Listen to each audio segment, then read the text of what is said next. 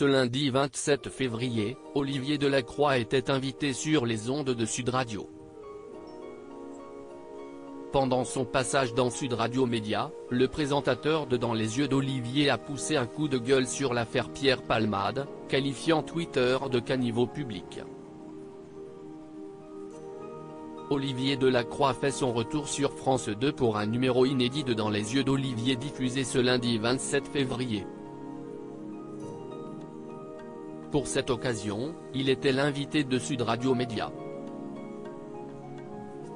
Il a tout d'abord rappelé le concept de son émission.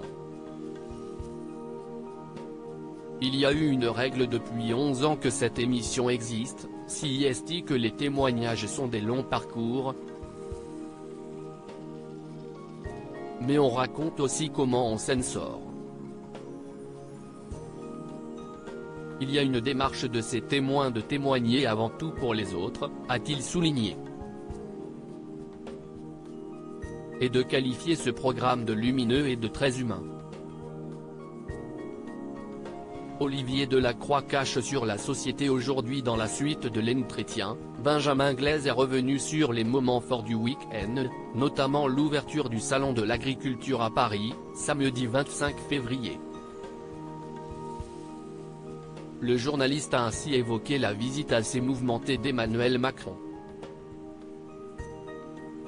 Sur place, le président a eu un vif échange avec un militant du collectif Dernière Rénovation sur le changement climatique. Ce dernier l'a interpellé face aux caméras de BFM TV qui a filmé la scène. Interrogé à ce sujet sur Sud Radio, Olivier Delacroix n'a pas mâché ses mots. Ça inspire ce qu'ouest la société aujourd'hui. Ce jeune, il a des revendications. Le problème, si est qu'à aucun moment, il ne laisse parler le président.